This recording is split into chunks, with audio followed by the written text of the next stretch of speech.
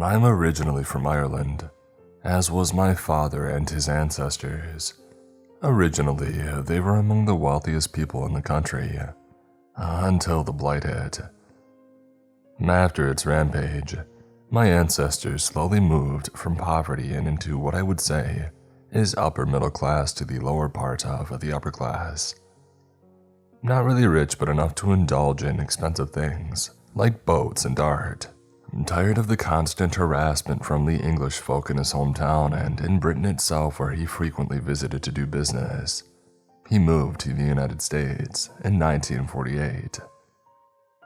He originally served in the Second Great War and was a hero amongst his comrades, saving their lives from the likes of the Germans and Japanese forces. After serving there, he settled in Massachusetts, where he got a job at a police station about a half-mile from Worcester, which only accepted him because he was a smart guy and could easily tell if somebody was lying. There, he worked on several cases, even on the infamous Whitney Bulger case. However, he got bored and he soon moved down south to a relatively decent-sized town about an hour from Dallas. There, he was one of, if not the best in the force. He would always wear a dark suit jacket, light brown leather pants, and dark shoes fit with a blue tie. His green eyes, dark brown hair, tall and slightly muscular build, was enough to make you question if you should even spit at him. But I'm getting off track. One night when he was finishing his paperwork, he received a letter from a man named Emil Powers. Emil told him in the letter that his daughter was missing, and attached was a sketch of the abductor, or what looked like him. Till morn, he thought to himself. When his boss, Mr. E, arrived at the office, he immediately told him about the letter. Despite not having a good relationship with Mr. E, my father could tolerate him. E was a notorious supporter of some bad doings in the area, which my father hated with all his heart and soul, since he had experienced it firsthand in England and even in Texas. Well, son, this ain't nothing like I ever seen since I was a small feller. Why did you put it aside and focus on another case? One regarding not them, he said. Well, I would prefer this case, my father answered. Mr. E knew there was no change in my father's mind. He was taller and not willing to take any of his crap, but still, he stood firm. You guys are always so firm like stone. That's why I like you, and that's why you got the job.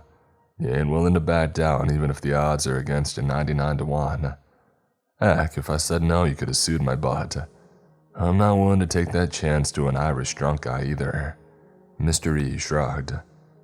My father could take it. He had been called worse before. Instead of saying anything back, he just stared blankly at him. I shall do as you wish, he replied. Work on that case when you're complete with the other. Now get the heck out of my office before I cut your paycheck, Mr. E shouted. My father from now on will call him Liam, our family's most common name, left the office and sat at his desk.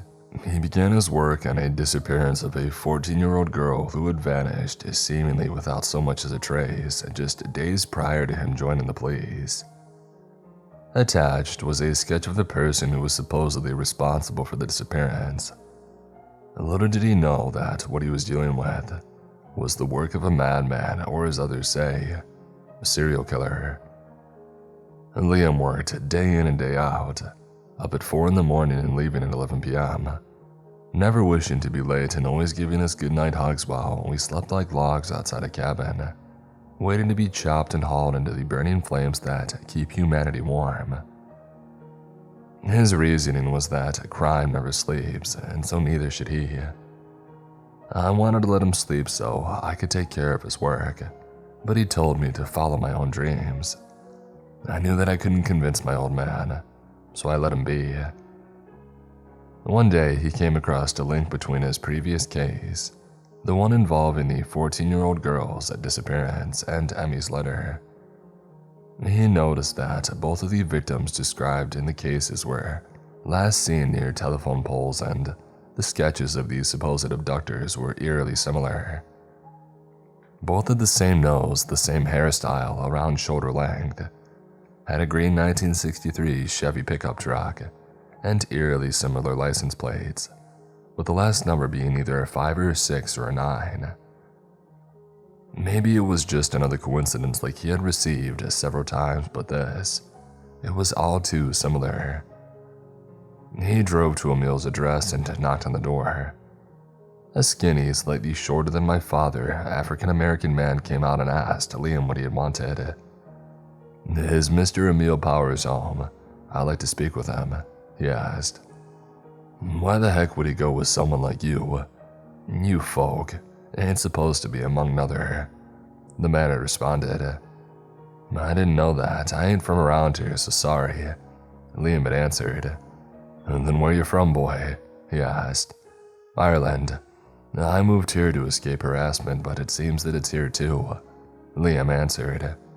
"Oh, you ain't seen nothing yet. The worst is yet to come. Now excuse me if I burst your bubble. Emil, get your butt downstairs right this minute. Some person here wants to speak with ya," the man shouted. "Come in, Darius," a voice likely Emil said. Suddenly a man roughly Darius's height came rushing down the steps. He carried his suit jacket in one arm and papers in the other. "Sorry, I had to get some paperwork done for my daughter's funeral. You must be with the police squad," Emil had asked. "I am, and I'm sorry for your loss. Now, I'm here to discuss the letter that you wrote. Where was she last seen, as in her location?" Liam asked. "Berkeley's near the post office. I told her to give me some chips for a barbecue that we were going to have. I waited for about an hour since there was a lot of flavors there. It don't take her an hour to choose, so I thought that she was saying hi to her friends who were at their house without my knowledge. So when I called and they told me that she wasn't there, said somebody who claimed to be a relative had got her, but went the opposite of this place," Emil had answered. Liam asked several more questions, but I could never remember them. He thanked Emil and he left. He headed back to his office and sat down with the new information that he had received. He placed both cases on his desk, side by side. Liam looked at the cases, papers upon papers of the case files, descriptions, background, and other unimportant things that didn't matter to him. He worked until he fell asleep at his desk. At around 8 a.m., he was woken up by his boss. "The heck you doing sleeping on the job?" he shouted. "Sorry, sir, I lost track of time from doing work too late," he replied. "Tell that to me when I lose track of your dang paychecks," Mr. E spat. Liam said nothing, but just went back to reading the cases, but trouble was brewing for him. So he decided to visit Emil and the other family, the Antonios. First, he visited Emil at his workplace, a diner named V's. You again, what do you want from me? Can't you read the sign?" Emil asked. Liam looked at the side reading, colored only. I mean, it was still the mid-60s and the Civil Rights Act was months away. "I don't care for signs, they're just words. Also, those folks wouldn't want a drunk like me," Liam smirked.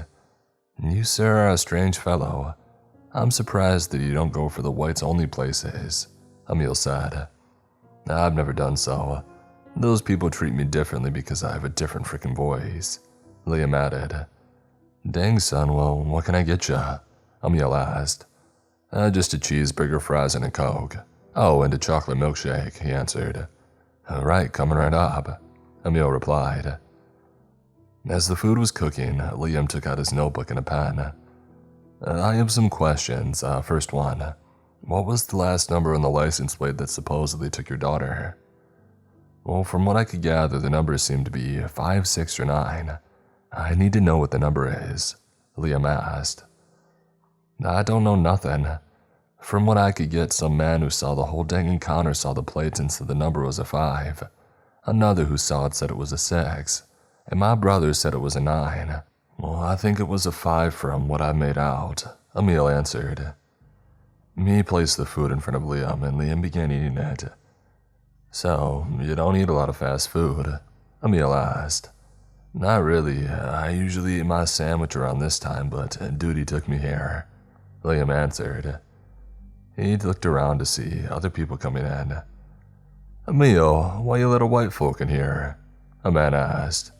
Oh, I'm here on official business. Do any of you know anything about the disappearance of his daughter? Liam replied. The place went silent. No one made a sound. The people looked at each other and soon one man stepped forward. Well, I do remember one thing. I was doing some yard work with my parents, and I remember when I was getting some water from the hose in the back of the house. There's a road there and one in the front. When I was done, I'd heard an ear-piercing scream. After I dropped the bucket, I saw the truck, which is where you got the description from. I managed to get a single photo before the truck sped off. After that, I called the police, but said it was nothing. The man said. Well, that can do some good, Liam added. He left after finishing his food, and he soon went to the Antonio's house. After knocking on the door, a short Italian man came to it. What can I do for ya? He asked. Is Anthony home? Liam asked. Yeah, here he is. Boy, get your butt down here this frickin' instant or you're gonna see Mars, the man yelled. Yeah, Dad, another man's voice said. He stumbled down the stairs. Oh, great, another drunk cop. Get out of here, Anthony sighed. I'm only gonna ask you some questions. Now, where were you when your sister was taken from this place? Liam had asked. I don't know. Why don't you ask my fist? Anthony asked. Hey, the man his father spat. Fine, I'll answer. I was out with some friends just chilling at Vito's. All of a sudden, we got ourselves some tough guy who wanted to take us for some fun. We say no, and he insists that we do. After about several minutes of this crap, he snaps and he drives off and takes off towards my place. I think you don't want to go to my place, but that was a big mistake. As soon as I get back, my sister's gone. The truck looked the same as the one that I saw at Vito's, as Pops had described. Anthony explained. And did either of you see the license plate? What was the last number of it? Liam asked. The one that I saw was a 6. The father Will had answered. Well, I saw a 9. Anthony answered. Thank you for your time. If you have anything more, please let me know, Liam said. As he left, Anthony flipped up his middle finger. Trash, he shouted. Liam just shrugged his head. He drove home to continue his work in his office. As he turned left, right, and then left onto the street near his, he noticed something from the corner of his eye. He pulled over and saw a truck battered and in a ditch behind several trees. How in the world did I miss this? He asked himself. He called Emil to tell him of the truck's location. I'll be there in the morning, it's late. Maybe this can lead to my daughter. God, I hope so, he said. The next morning, Emil arrived and saw the truck. My God, he said. Will and Anthony were soon called, and Anthony soon was flooded with that night.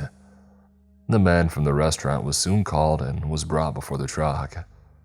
Both remembered it and correctly identified it as the truck that they saw. The only question is, who owns it or who stole it? Emil had said. I'll work on that now, Liam answered. Thank you. I owe my life to you, pal, Emil added. If I can ask for you if I need you, like Batman and Robin, Liam replied. He drove off to find out who owned that particular green truck.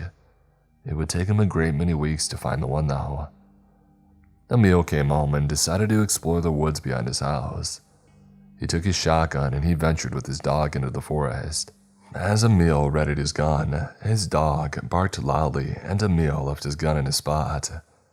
He ran over to the canines howling, tripping over twigs and fallen branches and other things on the Texas forest floor. Oh, what are you barking at? What is... Jesus Christ, Emil shouted. What is it, hon? His wife Susan had asked. Come see this, he answered. Susan wept and screamed as soon as she saw the bodies in the trees. The police took what they found back to the autopsy room, and there they were identified as Emil's long-lost daughter Francine and Will's daughter Viviana. Both bodies showed no signs of anything else, but it was concluded they were both killed by blunt force. They appeared to have been placed there, so the location of the killings were unknown. Liam was called, and he knew this was the work of a madman. Liam soon arrived at Emil's house. He barged past him with a force like that of a train hitting an elephant. He arrived in the woods and he saw the tree, which the two bodies were found in.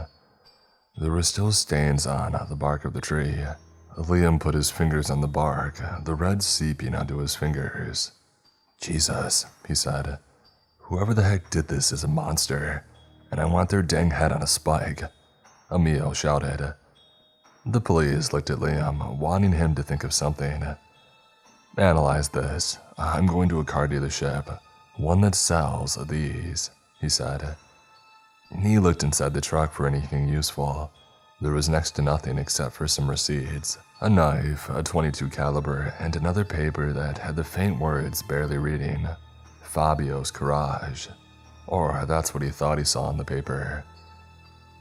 Liam drove to Fabio's garage. He exited his blue 1965 Ford Mustang and approached the owner named Fabio. "How can I help you today?" Fabio asked. "Do you perhaps know of somebody who bought a green 1963 Chevy pickup truck?" he asked. Sorry, I've had several people buy the same truck. Be a little more specific, okay?" Fabio replied. Liam held up the license plate, which he secretly took from the back, since the front was buried in dirt. I believe that was given to Andre Hopkins. Never thought that he would be caught in all of this," Fabio added. "Sorry for disturbing you. I know this is a lot," Liam said. He left to go find Andre. Andre lived in a rundown part of the city. Liam knocked on the door. "Please, open up, Andre. I just want to talk," he said, knocking on the door. No answer. Liam knocked again. "Open the door," Liam shouted. Screw off," a voice shouted back. "Andre, I just want to talk," Liam said. "A Fourth Amendment," the voice replied. "Andre, no, we can do this the easy way or the hard way," Liam shouted. Suddenly, a large, overweight young man came to the door. His clothes were slightly tattered and covered in a red liquid. "What do you want?" he asked. "Andre, I just want to talk. Where were you when Emil Power's daughter and William Antonio's daughter were kidnapped and killed?" Liam asked. "I was driving around after drinking. I later picked up some folks and brought them to the forest for some bird watching," Andre had answered. "Who were the people you picked up and what was the forest like?" Liam had asked. "Oh, young kids, both girls had a fun time. Screamed on the way there, they were so happy," Andre answered. "And what were their names?" Liam asked. "Oh, some Italian name and a girl named Francine," Andre guessed. "Did you put them in the tree?" Liam asked. "Only for the bird watching. They wouldn't shut up about going home, so I beat them. Might have killed them," Andre answered. "Can I come in?" Liam asked. "Sure," Andre said. Liam entered the rundown apartment. There were beer bottles, magazines, and papers everywhere. He listened as Andre described his life. As Andre held up a gun, he pointed it at Liam. "You know, I just realized, your voice sounds funny. You ain't from around here, you're from out of the country. Folks like you deserve to go back to where they came from," Andre yelled. He fired the gun at Liam, but he missed. He then began to grab a beer bottle, but he was tackled by Liam. "Get your hands off me," Andre shouted. "Andre Hopkins, you're under arrest for the murders of Viviana Antonio and Francine Powers, along with attempting to assault a police detective," Liam said. He pushed the sloppily dressed man into the back of his car in handcuffs, and he delivered him to the station where Mr. E spat at him.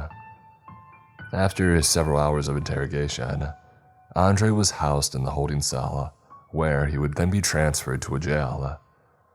After he was brought to a jail, he was finally brought to trial nearly 2 years later. My father told me all about the trial, but I fell asleep since it was so long and boring. Andre, according to my father, had pleaded not guilty by insanity, and the judge and even the jury weren't having it.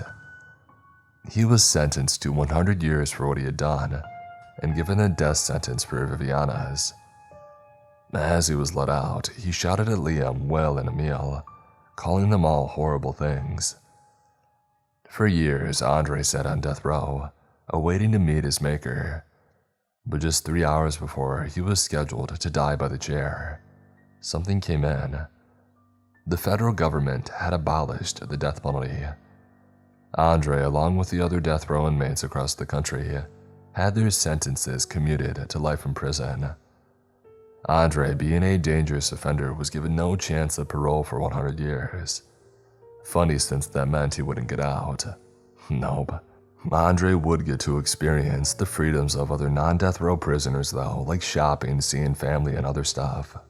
But one night, when my father was eating his dinner sandwich, he received word of something that would haunt him. Emil called him and said these words that made my father drop his sandwich, making it fall harder than Hannibal's elephants did when they fell trying to cross the mountains on their way to Rome.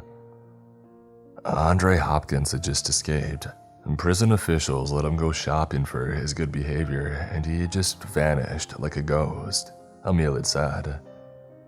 Not by him being released from prison, but because he had escaped. Now he was on the run and lurking out in the shadows.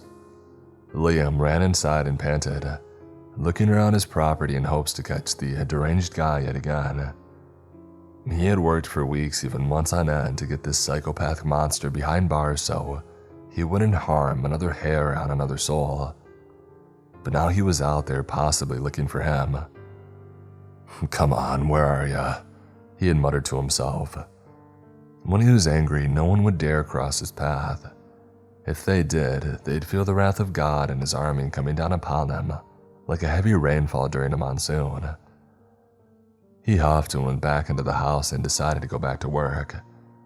While working on the case of Andre's disappearance, he would hear strange noises from inside the house. Thinking that it was his kids or pets, he shook it off. But what he would hear would make him shudder. Something, or rather someone very familiar, was inside the walls, waiting to strike him at the perfect moment. After several years of Andre still on the run, Liam began the hunt for him. It was 1978 and Andre had been in prison for just over 12 years. Liam started working on some unsolved cases from El Paso in Texas. Around this time, I was only 20 and I had moved away, not knowing what my father did since I didn't read the local paper or see him too often, as he was always out working, even on holidays. Like a kid in a candy store, he never stopped.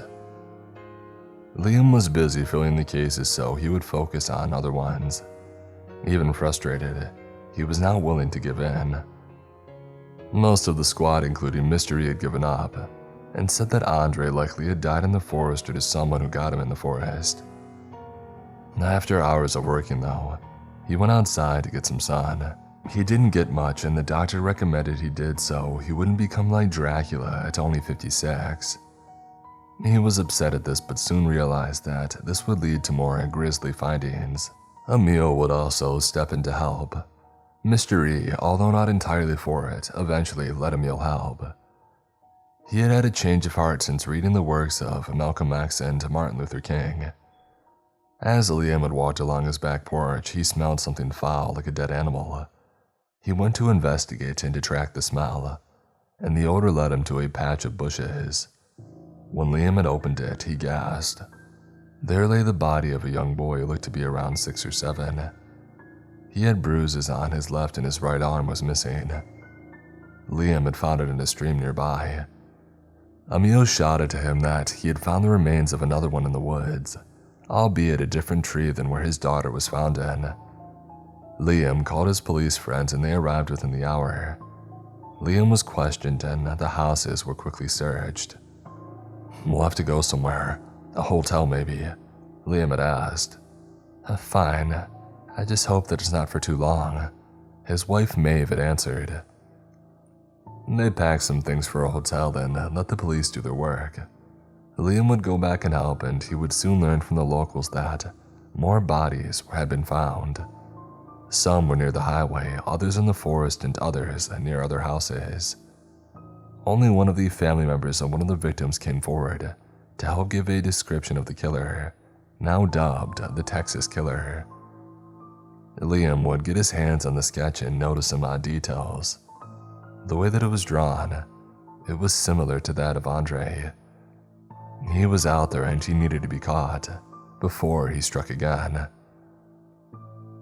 He drove for hours and hours on end, not finding a dang sight of Andre. It was until he got home when he had heard the noise. The police had done their research in the house and they left. Liam had grabbed a knife from the kitchen, ready to strike. "Who's there?" he asked. Nothing.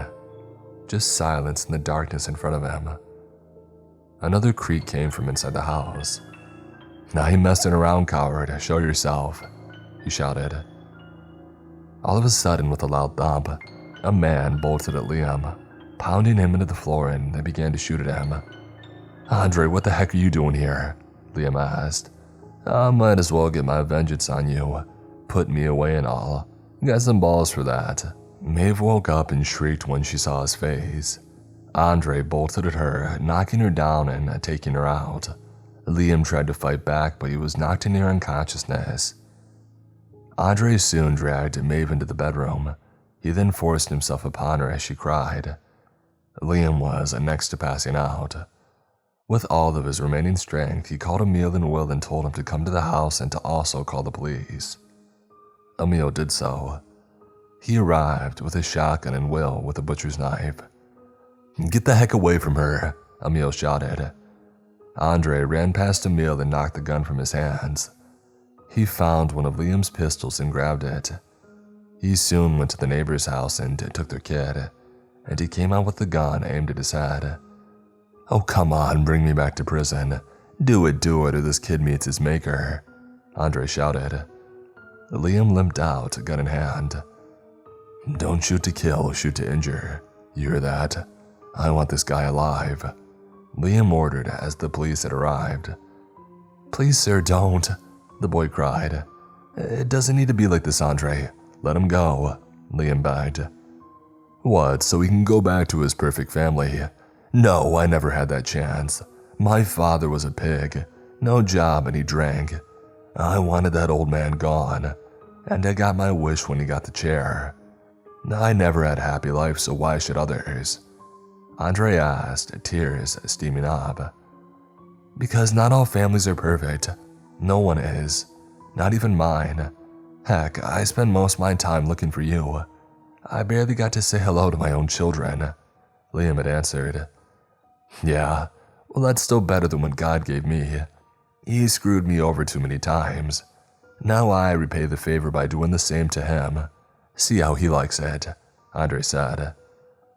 Liam lowered his pistol and placed his hands on his hips. Andre wasn't having it. He took out the boy. "No!" Emil shouted. Liam ran after Andre, who fled into the woods. He fired and so did Andre. It wasn't until Andre either lost his breath or he tripped over a branch when he was caught. Andre heavily resisted and had to be subdued, and he eventually was caught and arrested. At the separate trials, he pled not guilty to all of the counts, but he eventually was charged with all the ones that had gone on. In the end, he had received 9 death sentences, 3 life sentences, and 4 20-year sentences, and on top of that, 8 10-year and 6 5-year sentences. He smiled at the small sentences which were announced first, but when it came to life and death, he wailed into tears. However, some of his death sentences were commuted to life, making his death sentences only 5. He spent several years on death row denying his guilt.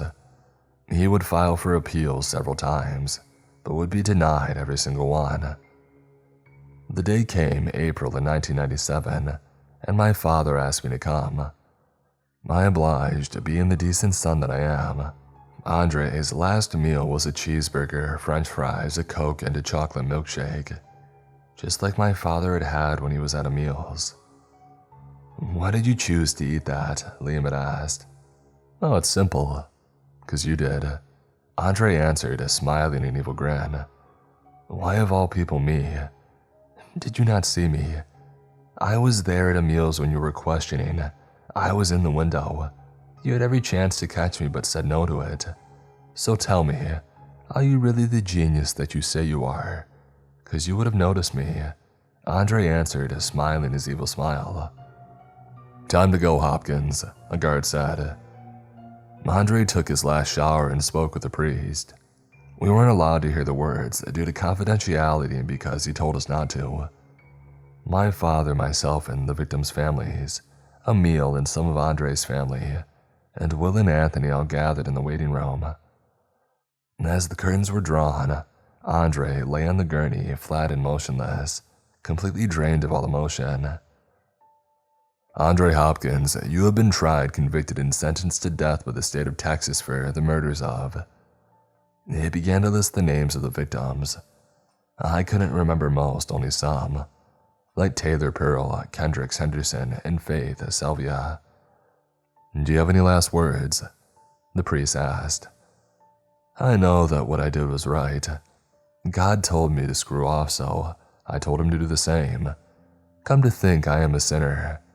I've caused pain for everyone, and I deserve to suffer because of it. I hope that I can go in peace, knowing that I'm no better than a street rat," Andre said, crying in conflicting tones. No one could really know if he was really sorry or if he was just faking it to get his death sentence commuted, so that he could escape and do what he did before. As the process began, his eyes rolled back and he lay stone cold and not moving, and he was pronounced dead at 7:15 p.m. The warden said this was one of the fastest executions, as they usually take up to hours. But after that, my father and I hugged. We left that godforsaken prison and headed back to civilization. My father went on to live until 2017, at the old age of 96. Emil lived until he was 92 in 2019, and Will only made it until he was 87, as he died about a decade or so after Andre did. Anthony, Emil's son Henry, and I live relatively close to one another, and we're all friends.